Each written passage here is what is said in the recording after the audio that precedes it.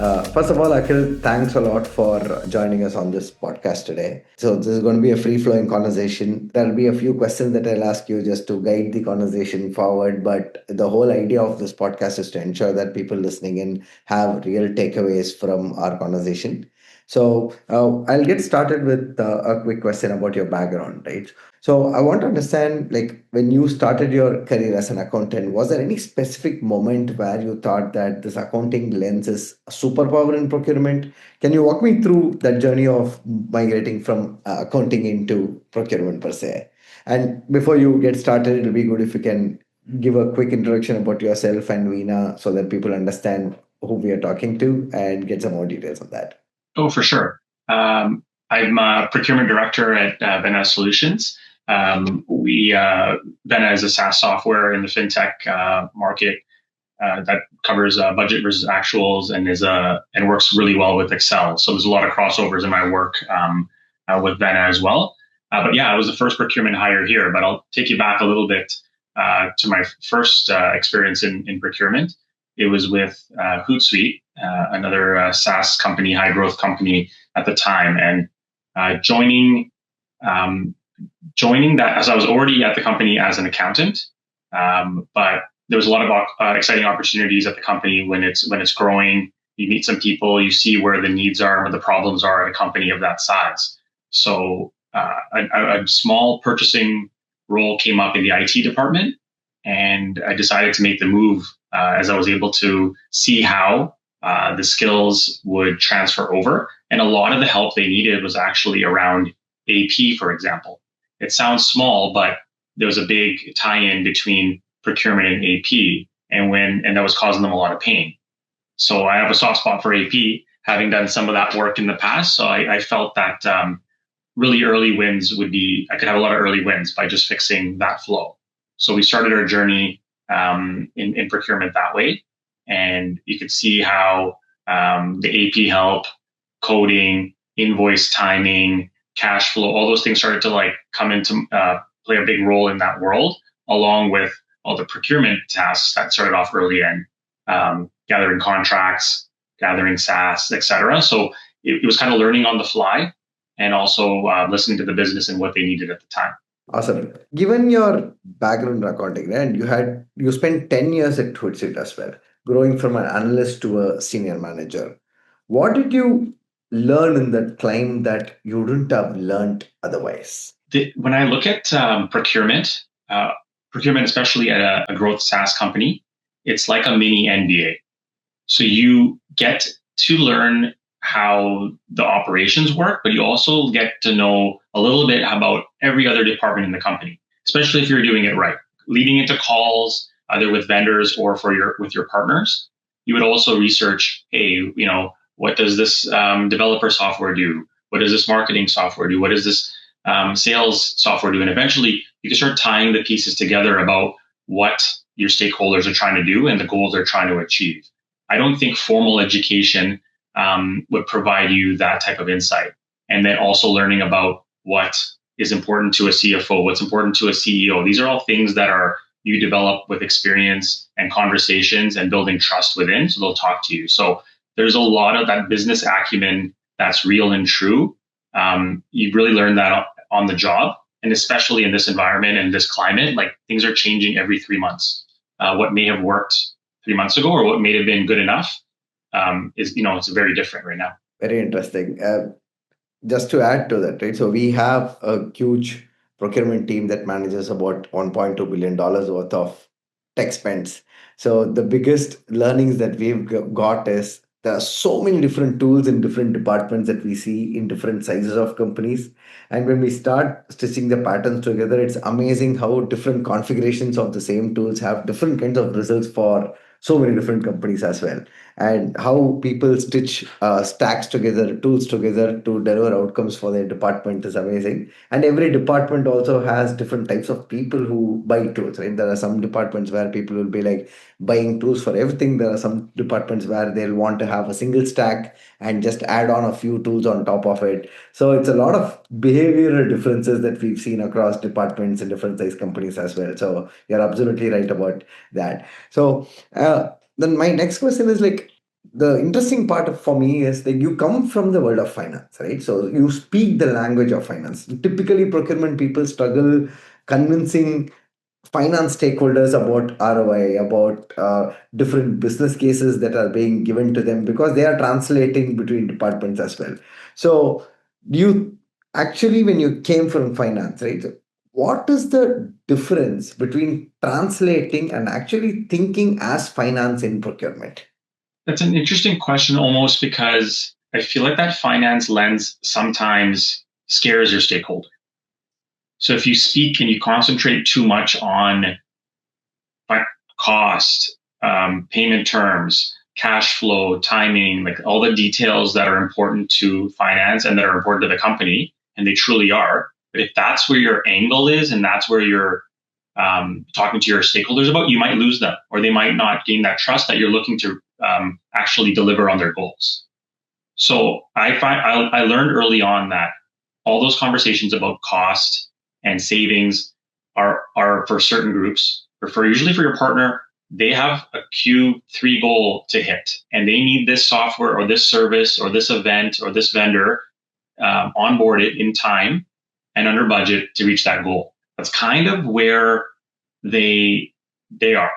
So when we're talking about finance, very important. We have to kind of thread it into the conversation, into the business cases, into the outcomes without being like overpowering. And that's helped. I think that's helped procurement's brand. Very interesting. Do you generally try to take that route more cautiously, consciously, or because when you go into a conversation with a business user, right, you try to abstract these conversations from them, or you try to have these conversations with them to help you plan better? For example, if a business user is coming and talking about a new renewal that he's using for, he is coming to you for example, Salesforce, right? It might be a large contract, but for them, Salesforce is an absolute necessity. It might sound like a no-brainer, but for procurement, it's a completely different ballgame, right? We need to ensure that we get to the right contract structure. We ensure that we don't get locked in. We have to ensure that cash flows are not impacted. So, do you have a way where you keep it very simple with the business stakeholder, but on the back end, spend a lot of time building the case, getting them aligned, and then go to the vendor? Or you try to have the conversation with them to ensure that you get all the information from the first pass from them and then go to the vendor? How do you generally treat these conversations? But you picked one of the more strategic, larger vendors that most companies have. So with that one, there's a few things, right? There's you're having the initial talk with your stakeholder to get that information, and then you're usually bringing them along for the ride because procurement going into a black hole in a situation like that is not ideal. There's so many moving pieces. There's so many integrations. There's so much customer data. There's just everything is in something like that. So it's basically my answer is it's not one size fits all. So for a Salesforce, you're bringing them along for the ride. They kind of have to be involved in the details. But if you're doing a more simple software calendar tool that's renewal, that's important, but it's a straightforward renewal, you may not even need the call. You kind of understand what the outcomes are. Make sure it's clean. There's no like waste. That's probably the biggest one in all these conversations, including Salesforce. We think at scale. So when we're speaking to a stakeholder, we're saying, hey, we're going to be able to save, $700 or $1,700 here. To them, that's not important. But when we do that across 200 items and we're saving 5%, that can be hundreds of thousands of dollars. That affects the bottom line for a company. So we have to be diligent on all types of vendors, but how you bring in your stakeholder and what you talk about definitely differs between engagements. Yeah, absolutely. Even in Spendflo, my head of finance runs most of our procurement deals. And for us, it's always about, it's not about one deal saving a little bit of money, but it's the compounding effect of making sure that we are spending optimally on everything that we buy and ensure that we use everything that we have. That adds, and on an average, we've seen about 13 to 17% savings come through when we are just diligent on our usage and our approach towards procurement. If it comes in a lot of mid-market companies, what we've seen is finance gets to know things when invoice hits, right? Especially for smaller tail spends. So, but if you have just eyes on it, that by itself contributes to a lot of savings that we can deliver to companies. Okay, I'll move to the next topic where at Vena probably you're building everything from scratch, right? So when you joined Hootsuite, you were a procurement analyst. How did the function look like when you joined, and when you left, how did that function look like in Hootsuite? When I joined, there was a small tool. It what turned into be a procure to pay player, but at the time it was used more for routing and inventory. So it was interesting at the crossroads and the timing we were at. So it was very centralized, very decentralized, and IT would manage just software and some hardware.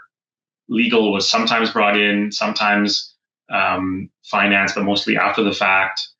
Privacy and security sporadic. So it was very raw. And going in there and the CFO eventually having the vision to centralize procurement company wide is what let it kind of take off.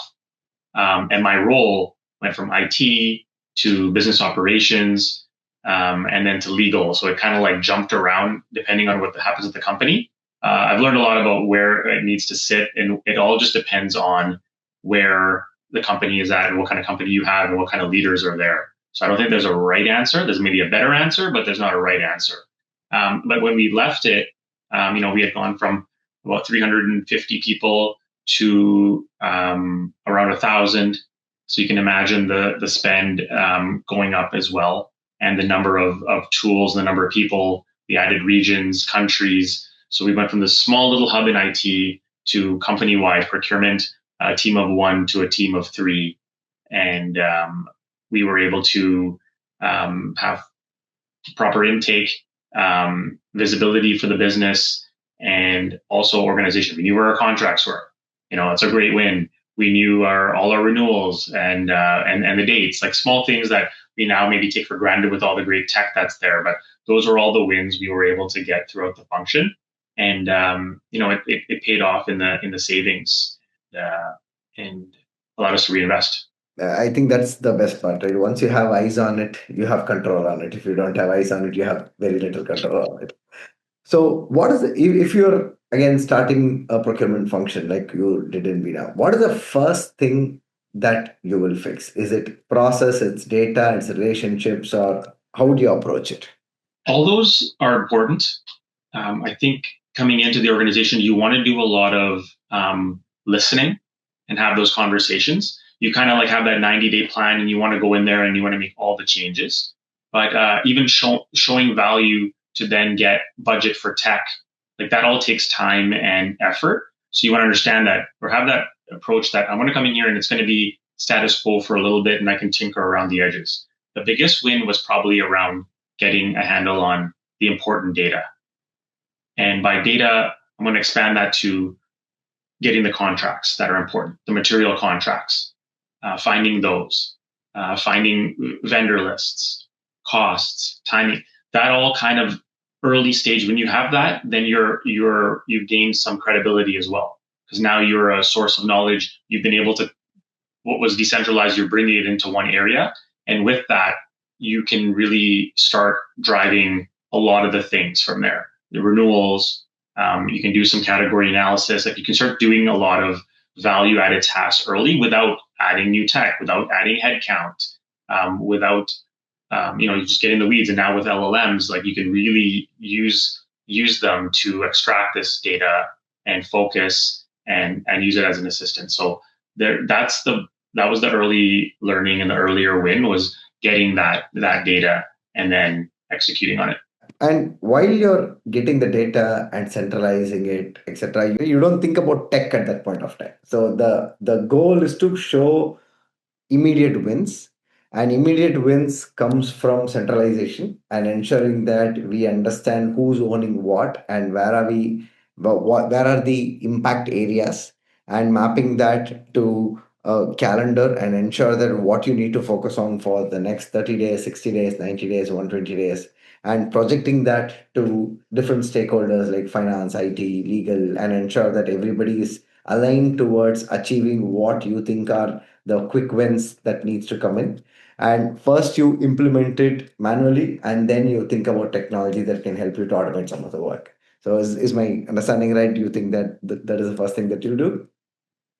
Definitely. I mean, right now, especially with AI, there's a lot of hey, there's the new shiny tool there. Like, let's go, and then LLM token usage. There's so much here.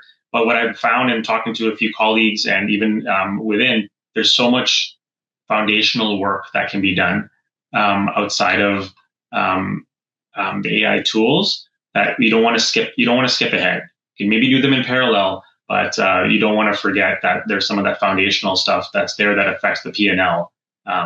Whereas automation can help save a little bit of time. But the other part with all that, what you notice is kind of the more efficient you get, you somehow don't. You're not seeing the time. You're just kind of expected to now move forward with the tools and the technology. So you're not seeing the time savings, but your expectations are to keep up. Yeah, that's so true. Okay, so Akhil, what is a trap that most people fall into when they try to build procurement fast in a high growth company? You've been working on the startup space and stage companies for some time now. What are some of the common mistakes that people do when they try to build procurement fast? I think it's the human element. It's you just assume, hey, if you build it, they will come. It doesn't work like that. Procurement, a lot of times, I think it's a bit more prevalent now, but early days, explaining what is procurement, and you have to look at the type of company you are, the type of staff, where people have come from. They may not have had a procurement environment in their previous job and at your current job. So explaining what procurement is, because when you read about it, you may not see the value add. Sometimes when you look up procurement, all of that makes sense, but to that person who is going to submit a purchase 6 months down the road, none of that is important. So if you just build it and you're going to assume people are going to come, it doesn't work that way. And sending out blanket messages to the entire org about, hey, this is what we do, that sometimes doesn't land either. So you have to try multiple approaches to build relationships and show value, and then people will start trusting you and say, hey, you actually helped me save time or get me a better vendor or get under this budget number. So I was able to do it. So when you start building those relationships and showing value, then they'll come. If you just build and go through a playbook that you found online and you just try to implement software and go, it'll take a lot longer. But if you start with the relationships or at least work on those in parallel, it'll go a long way. Yeah, fantastic, Akhil. I think relationships is the most important thing, in my opinion, as well about procurement, because you know that about 80% of your spends are lying with 20% of the stakeholders. And this is something we've seen with a lot of tech heavy companies as well. And for them, when they are managing such a huge stack or so many number of vendors, we can't go to them for everything. We need to be choosy about what we go to them for, and where they will see impact and where we can actually show value. And especially procurement in a lot of organizations is still trying to justify existence by saying that, hey, I've saved time or I've saved money. But what we are actually doing is taking work off their plate. We are giving them capacity gains and not just productivity gains. So that is something, if they understand, we've seen a lot more organizations adopt to standard procurement processes, and they don't see us as a blocker, they see us as a strategic enabler for them. And even finance has started seeing us more in the room because we help them to make better investments and reduce wastage, which until now was okay because it was the free money economy. Now money is not free, and growth is also very difficult to come in if you are not investing in proper areas. So every dollar counts. So today, procurement is, in my opinion, getting to a place where we are in the room where decisions are being made and strategies being decided to ensure that companies are investing in the right area. So you're absolutely right about having the right relationships as the first step to ensure that we are able to drive value and then win trust and then go org-wide rather than going org-wide first and then trying to build trust. So I'll move to the next section, Akhil. So what I'm very curious about, right? So what we believe is you can't do strategic sourcing without spend visibility. Okay. But getting visibility inside a SaaS company like Vena or Hootsuite is also genuinely hard. Data is very fragmented. Generally, budgets are given to different departments, and the process is also very decentralized. And ownership is not there. People would have bought something, they would have left the organization. A lot of times we've seen there is not even contracts. You sign up for a tool, and invoices keep coming in, and finance keeps paying them without knowing whom to reach out to. So data is a huge problem in especially in SaaS companies and tech companies, right?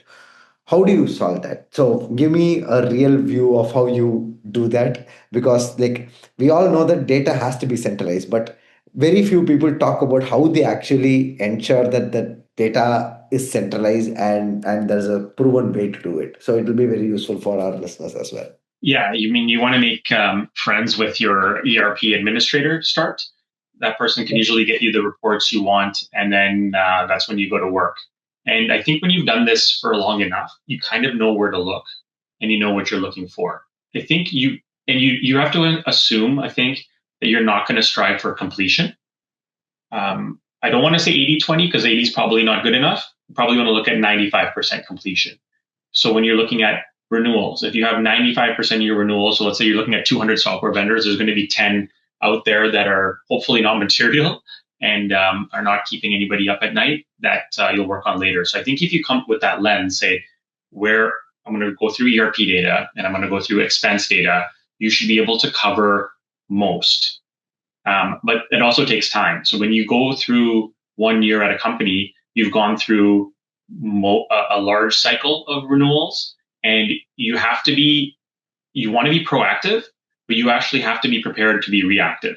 A renewal might hit your desk, something might come up, saying, "Hey, this renews tomorrow. This renews today." It's part of the cleanup. It's part of the building process where you're going to get this, and just be okay with new data points coming to you at different times from different people and different stakeholders. It's just when we're dealing with companies that have been around for 10, 15 years, there's just a lot of work that's been done. It's not necessarily that it was wrong or poorly done. It's just that now the way the company is now at 750 people, global, hundreds of millions in revenue, was very different when it was single digits, 200 people, just serving the US and Canadian markets. So like, you have to just understand you're now dealing with a different business and also different data. Yeah. So the first thing you're going to do is go to your ERP administrator and get the data for spends, right? And Yes. you know that, okay, these are vendors, and obviously there is some classification that is available in the ERP that will tell you this is software spends and this is non-software and other categories, etc. But then where do you hunt for contracts? Yes. So that's going to be your checklist. So you now know what you're looking for. And that's where the value comes in. Before, you're in the dark completely, you're not sure what you're looking for. But now if you run that vendor list, let's say it's 400 vendors, and then you can sort by cost, then you know where you're starting off. And then you go to your legal team first. They'll have a large chunk or a sum. And then you want to go to some of who are the signatories, because they're going to have it in their inbox because they got the return signature but may not have filed it. So there's a pattern that you see, and you kind of know where to look after you've done it a few times, and then you can go find them. And then you're going to want to make friends with the vendors, and you'll have to get contracts from them. So you've kind of seen this pattern of how these things work and how you can go about getting this, getting to completion or getting close to as possible. Okay. And typically, assume that you're working on a 500 member company and with about 150 vendors and thoroughly decentralized processes so far. And legal typically gets involved only in a few contracts because legal is extremely short staffed in most of these organizations.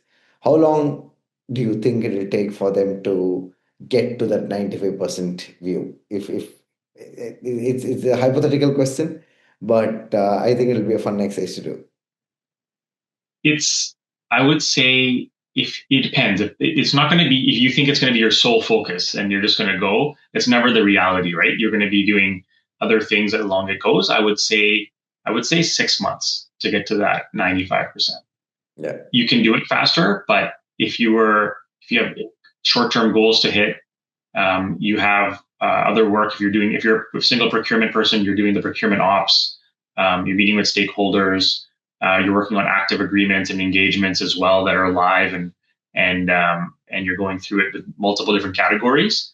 Realistically, that's going to be off the side of your desk job there. So you're probably going to take 6 months. And like I said, there's going to be things that you didn't know about that are going to come up as well, that have been hidden in other GLs or was part of a services contract that ended up being software. There's always these things that are surprising, as you probably know. So yeah, I would say 6 months, but like I said, that's just off the top of my head. Awesome. Great. So you've publicly spoken about procurement's relationship with technology, right? So what do you think separates a tool that becomes part of how people think from one that just becomes another compliance checkbox? I think it's like the perceived value. Sometimes, we've all in life, doesn't have to be at work or in procurement, you've gotten a form or you've had to go to a session or a talk and you're like, this is not value. Like, I'm going to get nothing out of this. This is just ticking the boxes. This is not something I need to read or whatnot. You want to avoid procurement and your technology being looked at it that way. So you want good questions, you want focused questions, and keep it as lean as possible. And I think so. Technology is there, but it's what you make of it. You can, in any ERP or any onboarding or intake, you can put a million questions. And the best practices sometimes show they cover every single use case, every single risk outline. But in reality, you want that person to have a good experience, so they use your software.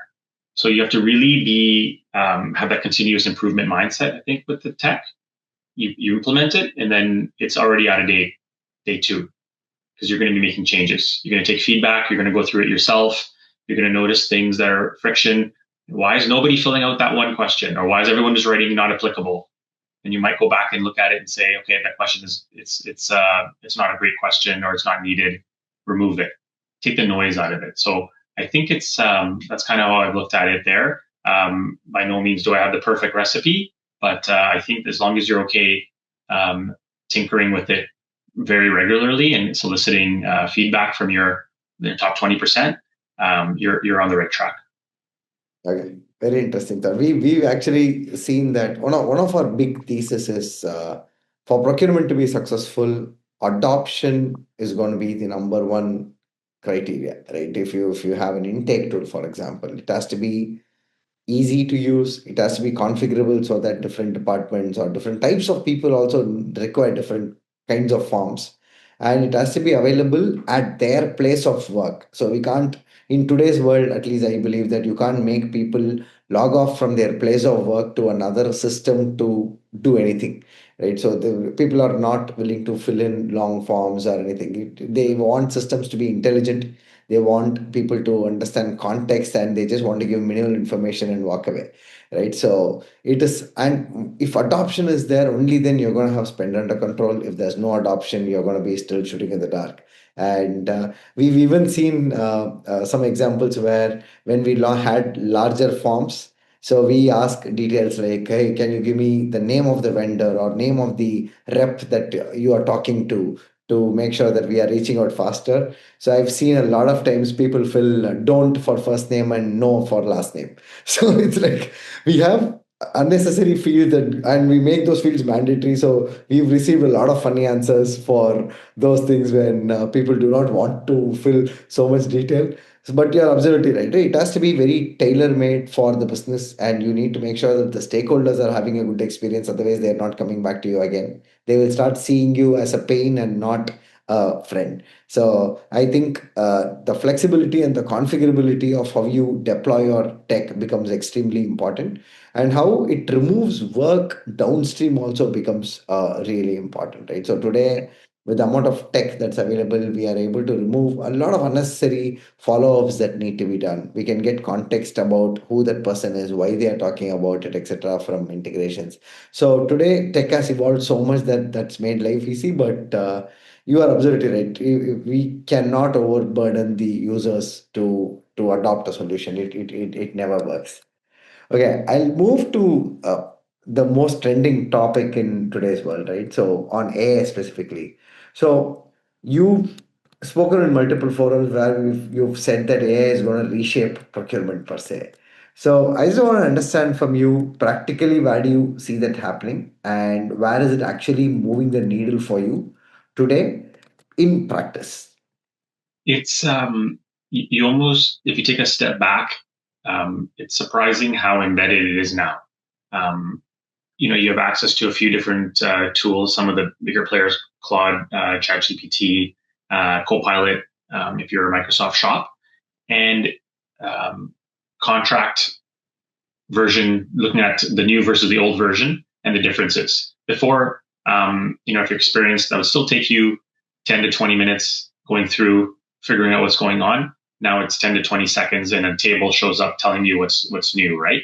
So if you're, you have to be doing that. Like, I don't think there's a way that you wouldn't do that. Now, there's errors and there's things, so you know where to look. So it's not perfect, but that's such a big help. Even highlighting renewals and red lines for contracts now, for smaller contracts that may have not met a threshold, or you had your playbook where you manually go through indemnities and look. That's all now done in one of these LLMs. You're doing an executive summary for someone who's about to sign something. You can tie together conversations. So Copilot, for example, is secured in our environment. We're able to tie together Teams chats, SharePoint emails, and files to get a pretty fully baked exec summary from one shot with an agent. Like, that is something now we have to do. If we're manually doing this, we're leaving time, strategic time on the table. Those are easy ones. Total cost of ownership. These are, you create a quick agent that was able to do that, and you update it as you go. So, like, there's all these things that before seemed like we were innovative and doing great things that now seem like everybody would have this. Now, like, on top of that, there's so much more that you can do around pulling invoice data, contract data, and putting it into system. But there's so much else out there that you almost feel like you're behind now, that you can be doing automatic approvals. There's so much out there that you're reading about. But to my previous point, we have so much other work to do that's driving actual impact on the P&L, that we have to be careful on how far we stretch and how embedded we are and how reliant we are on other AI agents and how much value it's actually bringing and how much time it's saving. I have less time than I did pre-AI, and I don't have a full explanation of how that's possible, but I think everybody, myself, yourself, your teams, my teams, we're all using similar tools. So we've all just upped our game. So you're not seeing anybody ahead of the pack here relaxing on a beach while procurement's getting done. Not yet, at least. That's so true. But I think that's the.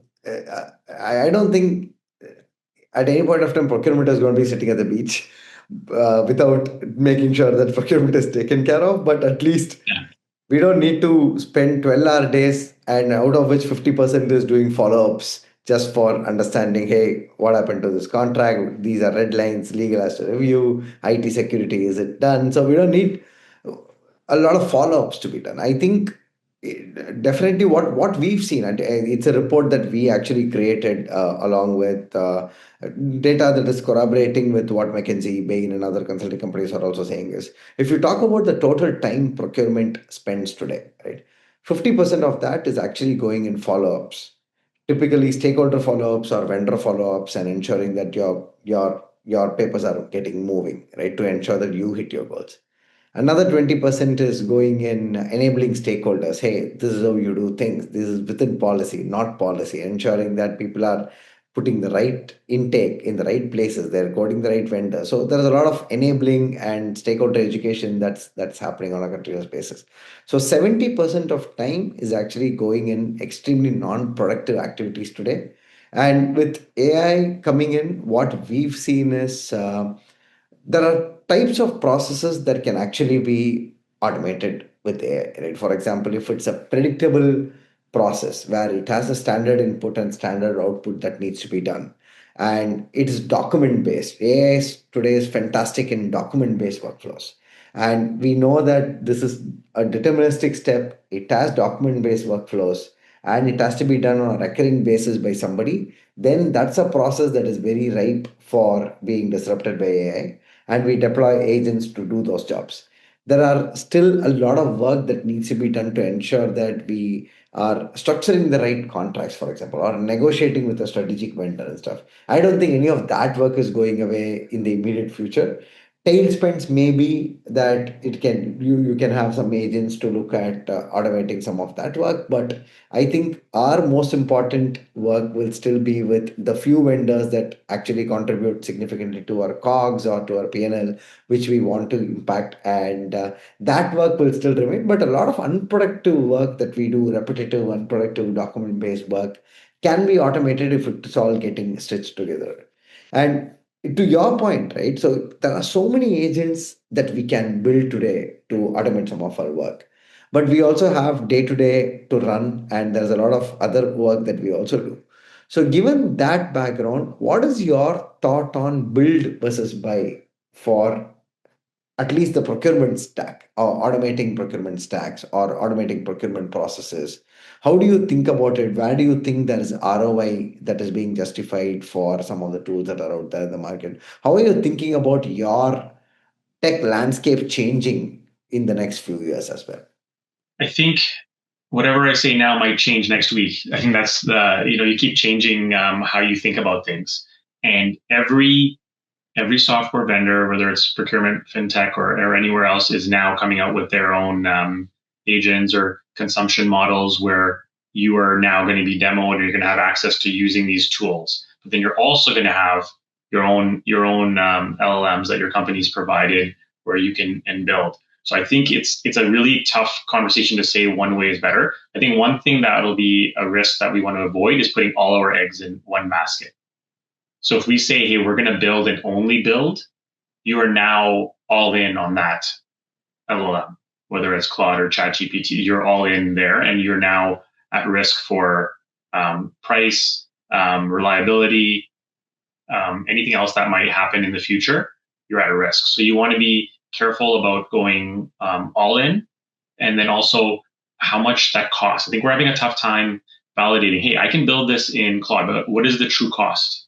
And I think that's going to change because the price of tokens changes, and the way tasks, how expensive they are. That's all going to change. So if you get a good understanding of all of that, then you can make a really good decision. So I can't right now say, hey, it's great to build an invoice extraction tool in Claude versus flipping on the module in our P2P system that does the same thing. That's a tough conversation right now to have. So I think being flexible is key, and not getting too embedded in one way or another is really important. So yeah, I think we're building a bit.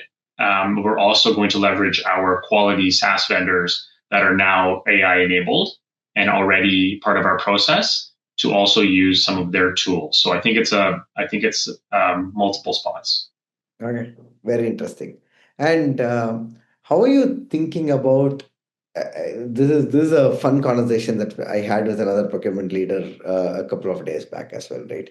So how are you thinking about what is the best way for pricing products today? So some vendors are charging by tokens, right? How much you consume, and they call it outcome, but it's typically token and credit based pricing that is coming through. If a vendor is coming to you and pitching a product tomorrow, so would you be looking at, hey, how much can I achieve as an outcome, and how will you tie it back to the value that they are delivering, versus how much will you tie it back to credits and uh, basically pricing based on token consumption, etc. So the pricing models are changing rapidly today, right? Even for SaaS products, from what I'm reading and what we are seeing, seat-based pricing and overall enterprise pricing is changing rapidly. The value has to be on the outcome that you deliver. Outcome delivery can be in terms of time saved, effort saved, or dollar saved, or whatever. But to deliver that, there's a cost that is going into tokens, and people are looking at, okay, you pay me X amount for the platform and X amount for token consumption, etc. There's so many different models coming through. So where do you see, and I'm sure that you are working with a lot of SaaS vendors today and procuring a lot of products as well. So what are you seeing as viable pricing models that will stay?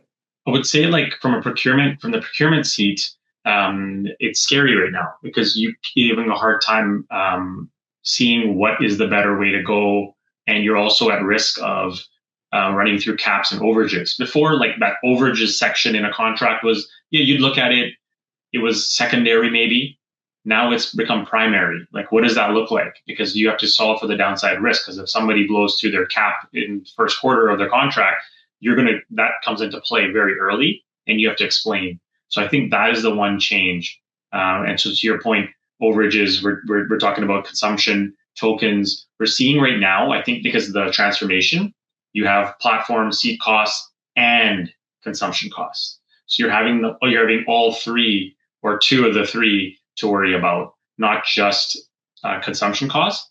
And you have to be very careful on how. So it's not usually procurement's the only person looking at the ROI. The vendor is coming to you with their shiny slide deck and their presentation on how they see you. They're telling you the value you're getting, but what you see inside, and whether it's ticket deflection or whatever it may be that their LLM is doing for you, you have to be able to come up with the ROI case on your own.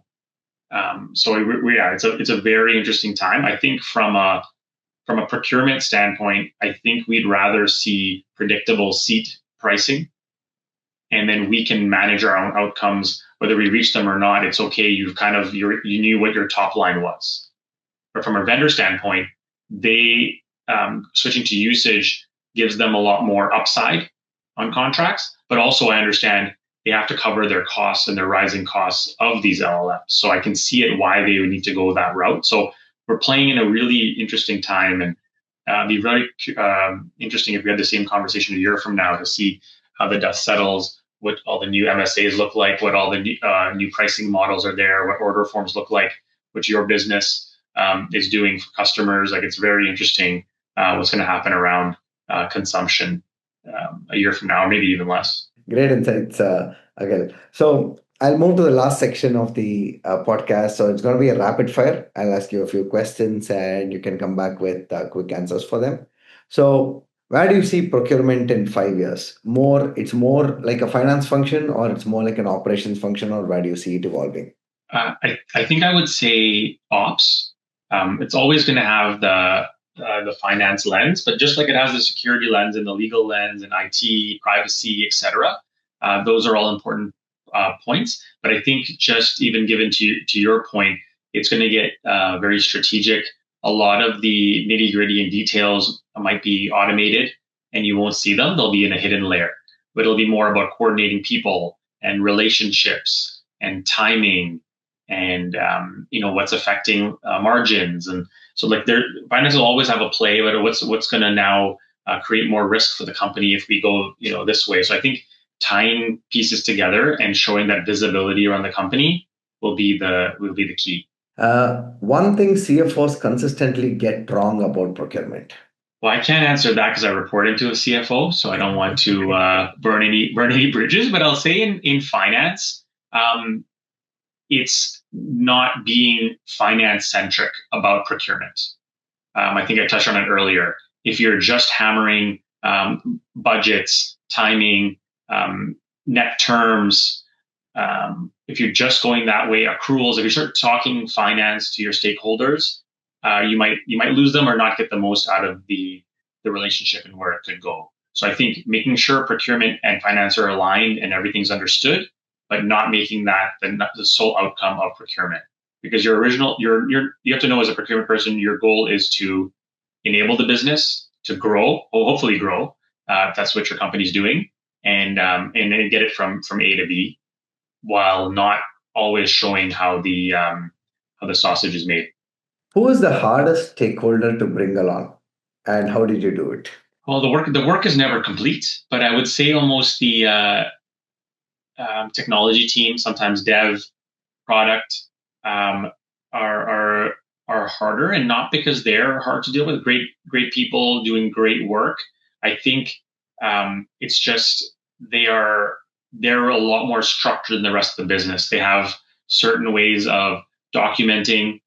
They do a really good job of documenting, communicating internally, and out loud and sectioning off time. So when you come in and swoop in with something where you're saying, "Hey, no, let me help you with this," you have to really prove yourself, and that takes a bit more time than other departments for a variety of reasons. So I think it just takes a few more reps, a few more communication points, building a few more bridges, and then you picking your folks. Like you said, if there's a few folks that are key kind of buyers, bring them along.